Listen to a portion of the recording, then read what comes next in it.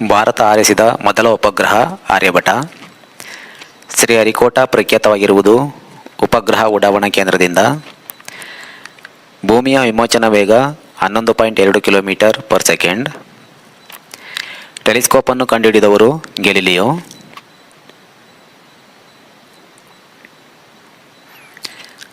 ಭೂಮಿಯು ಚೆಂಡಿನಾಕಾರದಲ್ಲಿದೆ ಹಾಗೂ ಸೂರ್ಯನ ಸುತ್ತ ತಿರುಗುತ್ತದೆ ಎಂದು ಮೊಟ್ಟಮೊದಲ ಬಾರಿಗೆ ಪ್ರತಿಪಾದಿಸಿದ ಭಾರತೀಯ ವಿಜ್ಞಾನಿ ಯಾರು?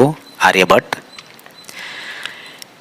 ಇಸ್ರೋ ಎಂದರೆ ಇಂಡಿಯನ್ ಸ್ಪೇಸ್ ರಿಸರ್ಚ್ ಆರ್ಗನೈಸೇಷನ್. ಅಂತರಿಕ್ಷಕ್ಕೆ ತೆರಳಿದ ಮೊದಲ ಭಾರತೀಯ ಯಾರು? ರಾಕೇಶ್ ಶರ್ಮಾ. ಕೃತಕ ಉಪಕರಣವನ್ನು ಯಾವುದಕ್ಕೆ ಬಳಕೆ ಮಾಡುತ್ತಾರೆ? ದೂರದರ್ಶನ ಪ್ರಸಾರ, ಖನಿಜ ಪತ್ತೆ ಹಚ್ಚುವಿಕೆ, ಬಾಹ್ಯಾಕಾಶ ಸಂಶೋಧನೆ, ಮೇಲಿನವುಗಳೆಲ್ಲ.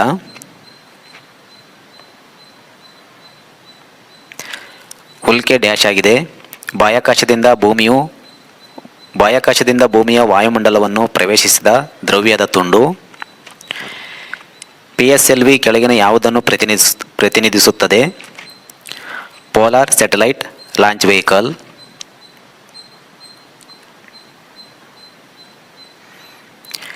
ವಿಶ್ವದಲ್ಲಿ ಅತ್ಯಂತ ಹಗುರವಾದ ಮೂಲವಸ್ತು ಯಾವುದು?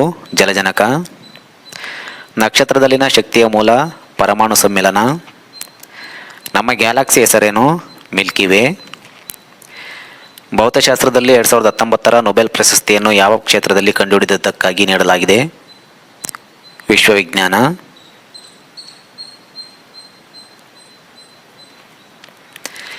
ಕೃತಕ ಉಪಗ್ರಹದ ಶಕ್ತಿಯ ಮೂಲ ಸೋಲಾರ್ ಬ್ಯಾಟರಿ. ಮೊಟ್ಟಮೊದಲು ಉಡಾವಣೆಯಾದ ಕೃತಕ ಉಪಗ್ರಹ. ಇದಕ್ಕೆ ಆನ್ಸರ್ ಗೊತ್ತಿದ್ರೆ ಕಮೆಂಟ್ ಮಾಡಿ. ಸ್ಪುಟ್ನಿಕ್ 1 ಅನ್ಸುತ್ತೆ. ಭಾರತವು ಪ್ರಥಮ ಬಾರಿಗೆ ಉಡಾವಣೆ ಮಾಡಿದ ಉಪಗ್ರಹವು ಇದಾಗಿದೆ. ಇದಕ್ಕೂ ಆನ್ಸರ್ ಗೊತ್ತಿದ್ರೆ ಕಮೆಂಟ್ ಮಾಡಿ.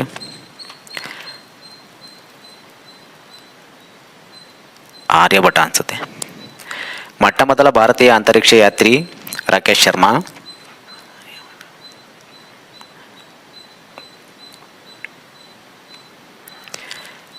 ಇನ್ಸಾಟ್ 3 ಈ ಉಪಗ್ರಹದ ಬಗ್ಗೆ ಕೆಳಗಿನ ಯಾವುದು ಸರಿ?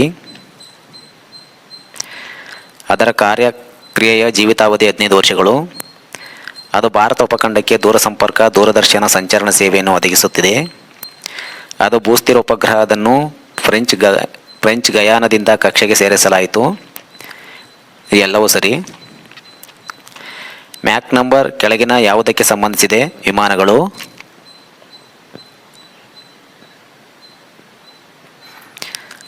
ಅದರ ದಿನದ ಉದ್ದ, ಅವಧಿ ಮತ್ತು ಅಕ್ಷೆ ಮೇಲಿನ ವಾಲುವಿಕೆ ಭೂಮಿಯದರಷ್ಟೇ ಇದೆ. ಇದು ನಿಜವಾಗಿರುವುದು ಯಾವುದರಲ್ಲಿ ಎಂದರೆ ಮಂಗಳ, ಮಾರ್ಸ್.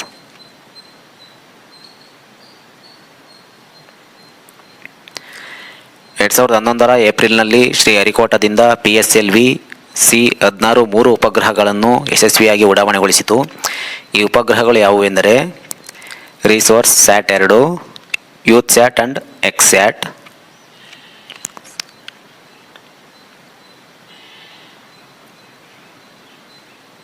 ಭಾರತದ ಪ್ರಥಮ ಭೂಸ್ಥಾಯಿ ಉಪಗ್ರಹ ಇನ್ಸಾಟ್ 1A ಯನ್ನು ಇಲ್ಲಿಂದ ಆರಿಸಿ ಬಿಡಲಾಯಿತು. USSR.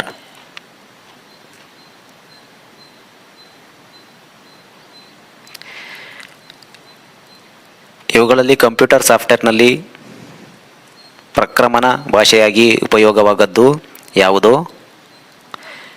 ಕುರ್ಡಿಶ್. ಡಿಜಿಟಲ್ ದತ್ತಾಂಶವನ್ನು ದೂರವಾಣಿ ಮಾರ್ಗಗಳ ಮೂಲಕ ಪ್ರಸಾರ ಮಾಡಲು ನೆರವಾಗುವ ಸಾಧನ ಯಾವುದು? ಮಾಡೆಮ್. ಕಂಪ್ಯೂಟರ್ನಲ್ಲಿ ಬಳಸುವ ಕಾಂಪ್ಯಾಕ್ಟ್ ಡಿಸ್ಕ್ಗಳ ಬರವಣಿಗೆ ಮತ್ತು ಓದುವಿಕೆಯನ್ನು ಮಾಡಲು ಕೆಳಕಂಡ ಸಾಧನಗಳನ್ನು ಬಳಸಲಾಗುತ್ತದೆ. ಅಯಸ್ಕಾಂತೀಯ ಸೂಚಿಗಳು.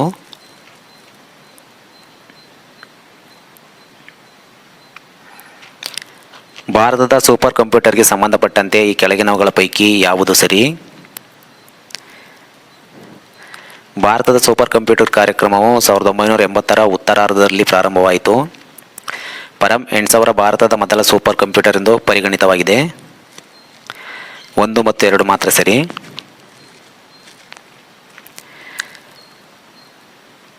ಪ್ರಥಮಾಕ್ಷರ ಪದ ಮೋಡೆಮ್ನ ವಿಸ್ತಾರ ಮಾಡ್ಯುಲೇಷನ್ ಅಂಡ್ ಡಿಮ್ಯಾಡ್ಯುಲೇಷನ್.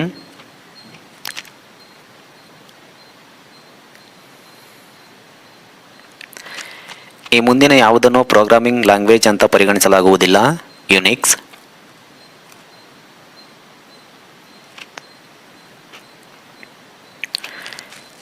ರ್ಯಾಮ್ ಇದಕ್ಕೆ ಸಂಬಂಧಿಸಿದ್ದು ರ್ಯಾಂಡಮ್ ಆಕ್ಸೆಸ್ ಮೆಮೊರಿ.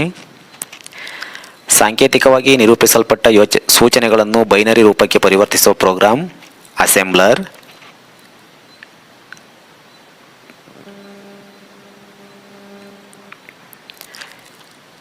ಕೆಳಕಂಡ ತರಂಗಾಂತರಗಳಿಗೆ ವೇವ್ ಗೈಡ್ ಉಪಯೋಗಿಸುವಂತಿಲ್ಲ. 10 ಗಿಗಾ ಹರ್ಟ್ಜ್ಗೂ ಕೆಳಗೆ. ಇಂಟರ್ನೆಟ್ ಪಿತಾಮಹ ಎಂದು ಯಾರನ್ನು ಕರೆಯುತ್ತಾರೆ? ವಿಂಟ್ ಸೆರ್ಫ್. 1 ಟೆರಾಬೈಟ್ಗೆ ಸಮನಾಗಿರುವುದು 1024 ಗಿಗಾಬೈಟ್ಸ್.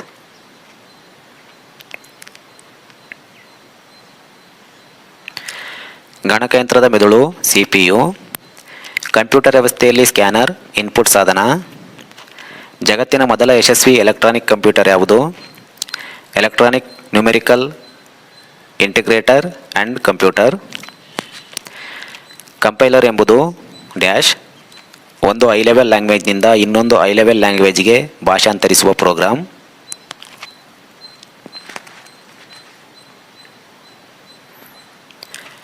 ಕಂಪ್ಯೂಟರ್ನ ಮಾನಿಟರ್ ಔಟ್ಪುಟ್ ಡಿವೈಸ್. ಕಂಪ್ಯೂಟರ್ನ ಮೆದುಳು ಯಾವುದು? CPU.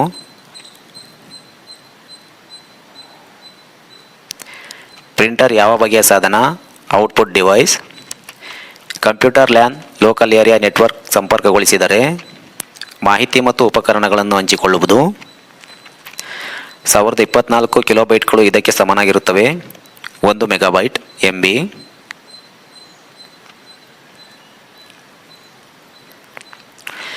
ಕಂಪ್ಯೂಟರ್ನಲ್ಲಿ ಎಲ್ಲ ವರ್ಡ್ ಡಾಕ್ಯುಮೆಂಟ್ಗಳಿಗೆ ಡಿಫಾಲ್ಟ್ ಫೈಲ್ ವಿಸ್ತರಣೆ ಏನು? DOC. ಮಾಣಿಕ್ಯದ ಲೇಸರ್ ಬೆಳಕಿನ ಕೆಂಪು ಬಣ್ಣಕ್ಕೆ ಕಾರಣವು ಎಲೆಕ್ಟ್ರಾನ್ ಸಂಕ್ರಮಣ ಮತ್ತು ಈ ಕೆಳಗಿನ ಯಾವುದರ ಶಕ್ತಿ ಪರಿಮಿತಿಗಳ ನಡುವಿನದು? ಕ್ರೋಮಿಯಂ. ಕಂಪ್ಯೂಟರ್ನಲ್ಲಿ IC ಯಾವುದನ್ನು ಪ್ರತಿನಿಧಿಸುತ್ತದೆ? Integrated circuit. ಕಂಪ್ಯೂಟರ್ನಲ್ಲಿ ಸಂಕೇತಾಕ್ಷರ OS ಇದರ ಅರ್ಥ? Operating system.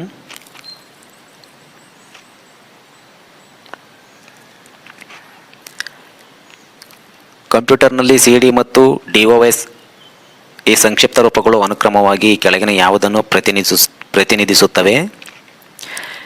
ಕಾಂಪ್ಯಾಕ್ಟ್ ಡಿಸ್ಕ್ ಮತ್ತು ಡಾಟಾ ಆಪರೇಟಿಂಗ್ ಸಿಸ್ಟಮ್. 2 ಅಥವಾ ಹೆಚ್ಚು ಕಂಪ್ಯೂಟರ್ಗಳು ಸಮೀಪ ಅಂತರದಲ್ಲಿದ್ದು ಪರಸ್ಪರ ಜೋಡಣೆ ಹೊಂದಿರುವ ರೂಪಕ್ಕೆ ಈ ಹೆಸರು local area network.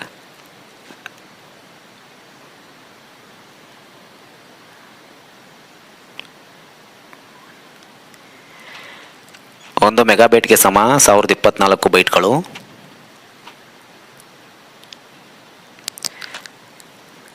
Linux, Unix, Windows ಮತ್ತು ಮಾಕಿಂತೋಶ್ ಇವುಗಳು ಇದಕ್ಕೆ ಉದಾಹರಣೆಯಾಗಿವೆ. ಕಾರ್ಯಾಚರಣೆ ವ್ಯವಸ್ಥೆ.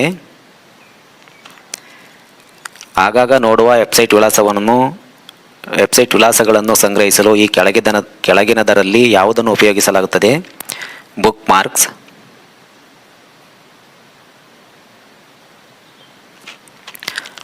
ಆಗಾಗ ನೋಡುವ ವೆಬ್ಸೈಟ್ ವಿಳಾಸಗಳನ್ನು ಸಂಗ್ರಹಿಸಲು ಈ ಕೆಳಗಿನದರಲ್ಲಿ ಯಾವುದನ್ನು ಉಪಯೋಗಿಸಲಾಗುತ್ತದೆ?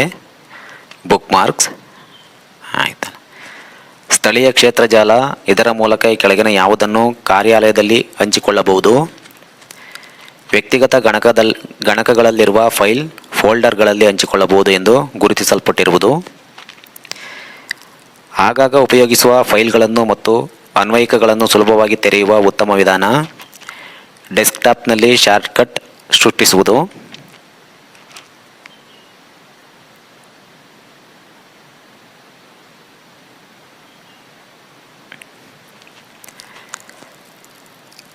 raja@yahoo.com and raja@gmail.com. ಇಮೇಲ್ ಸೇವೆ ನೀಡುವ ಸಂಸ್ಥೆಗಳು ಉಚಿತವಾಗಿ ಆರಂಭಿಸಿರುವ ಐಡಿಗಳು ಒಬ್ಬರಿಗೇನೆ ಸಂಬಂಧಿಸದೇ ಇರುವುದು. ನೀವು ಒಂದು ಇಮೇಲ್ ID ಯಿಂದ ಅನುಪಯುಕ್ತ ಮೇಲ್ ಬಹಳ ಬರುತ್ತಿದ್ದರೆ ನೀವು ಸುಲಭವಾಗಿ ಇದರಿಂದ ಮುಕ್ತರಾಗಲು ಮೇಲ್ ಕಳಿಸುವವರ ಐಡಿಯನ್ನು ಬ್ಲಾಕೆಂಡ್ ಸೆಂಡರ್ಸ್ ಲಿಸ್ಟಿಗೆ ಸೇರಿಸಿರಿ.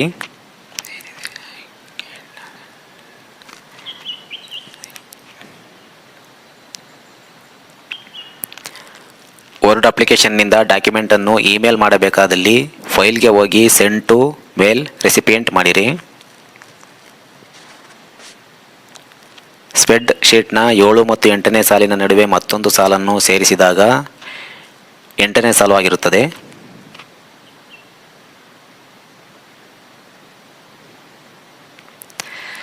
ಶೀಘ್ರವಾಗಿ ಒಂದು ಸಾಲಿನ ಕಾಲಂನ ಸಂಖ್ಯೆಗಳ ಮೊತ್ತವನ್ನು ಪಡೆಯಲು ಕಾಲಂ ಕೆಳಗಿರುವ ಸೆಲ್ಲನ್ನು ಒತ್ತಿದ ನಂತರ ಸ್ಟ್ಯಾಂಡರ್ಡ್ ಟೂಲ್ ಬಾರ್ನಲ್ಲಿರುವ ಆಟೋ ಸಮ್ ಒತ್ತಿ ನಂತರ ಎಂಟರ್ ಒತ್ತಬೇಕು. ಎ 6ನೇ ಸೆಲ್ನಲ್ಲಿ ಪೂರ್ಣ ಸಂಬಳವಿದ್ದು ಬಿ 5ನಲ್ಲಿ ಕಡಿತಗಳಿದ್ದು ಸಿ 6 ಸೆಲ್ನಲ್ಲಿ ನಿವ್ವಳ ಸಂಬಳ ಪಡೆಯಲು ಸಿ 6ನಲ್ಲಿ ಯಾವ ಫಾರ್ಮುಲಾವನ್ನು ಟೈಪ್ ಮಾಡಬೇಕು. A6 - B6. ಆಕ್ಸೆಸ್ನಲ್ಲಿರುವ ಫೈಲ್ಗೆ ಈ ಎಕ್ಸ್ಟೆನ್ಷನ್ ಇರುತ್ತದೆ. .md.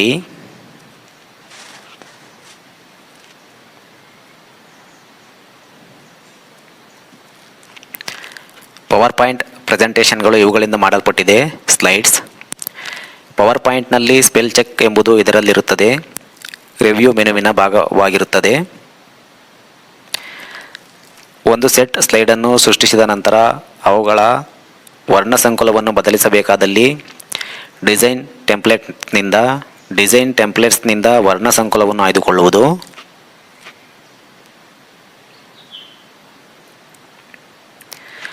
ಪವರ್ ಪಾಯಿಂಟ್ ಪ್ರೆಸೆಂಟೇಷನ್ನಲ್ಲಿ ಸ್ಲೈಡ್ ಸಂಖ್ಯೆಗಳು ಫೂಟರ್ ಆಯ್ಕೆಯ ಮೂಲಕ ಎಲ್ಲ ಸ್ಲೈಡ್ಗಳಿಗೆ ಸೇರಿಸಬಹುದು.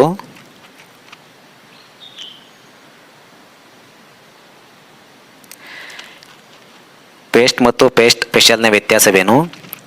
ಪೇಸ್ಟನ್ನು ಸಮಪ್ರಮಾಣದ ಪದಗಳನ್ನು ಕಾಪಿ ಮಾಡಲು ಉಪಯೋಗಿಸಬಹುದು, ಆದರೆ ಪೇಸ್ಟ್ ಸ್ಪೆಷಲನ್ನು ಪೂರ್ಣವಾಗಿ ಅದರ ರೂಪವನ್ನು ಬದಲಿಸಲು ಉಪಯೋಗಿಸಬಹುದು.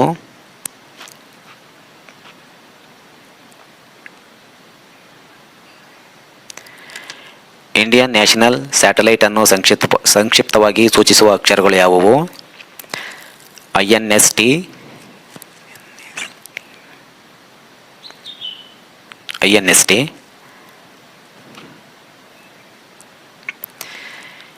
MP3 ಎಂಬ ಹೆಸರು ಡಿಜಿಟಲ್ ವಿಧಾನದಲ್ಲಿ ಧ್ವನಿಮುದ್ರಿತವಾದ ಸಂಗೀತ ಕ್ಷೇತ್ರಕ್ಕೆ ಸಂಬಂಧಿಸಿದಂತೆ ಎಲ್ಲರಿಗೂ ತಿಳಿದಿದೆ. MP3ಯ ಸರಿಯಾದ ವಿಸ್ತೃತ ರೂಪ ಯಾವುದು? Moving picture experts group 1 audio layer 3. ಅಂತರ್ಜಾಲದ ಸೌಲಭ್ಯವಿರುವ ಎಲ್ಲರೂ ಪ್ರಸಿದ್ಧವಾದ ಆನ್ಲೈನ್ ವಿಶ್ವಕೋಶವನ್ನು ಬಳಸುತ್ತಾರೆ.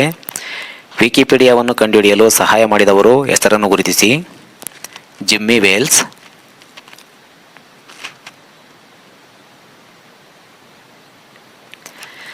ಗಣಕಯಂತ್ರದ ಪಿತಾಮಹ ಚಾರ್ಲ್ಸ್ ಬ್ಯಾಬೇಜ್.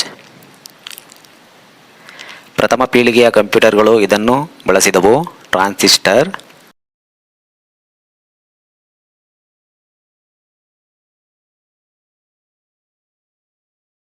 ಈ ವಿಡಿಯೋ ನಿಮಗೆ ಹೆಲ್ಪ್ ಆಗಿದ್ರೆ ಲೈಕ್ ಮಾಡಿ, ನಿಮ್ಮ ಫ್ರೆಂಡ್ಸ್ ಜೊತೆ ಶೇರ್ ಮಾಡಿ. ಇನ್ನಷ್ಟು ಕಾಂಪಿಟೇಟಿವ್ ಎಕ್ಸಾಮ್ಸ್ ವಿಡಿಯೋ ಬೇಕಾದ್ರೆ ನಮ್ಮ ಚಾನಲ್ ಸಬ್ಸ್ಕ್ರೈಬ್ ಮಾಡಿ.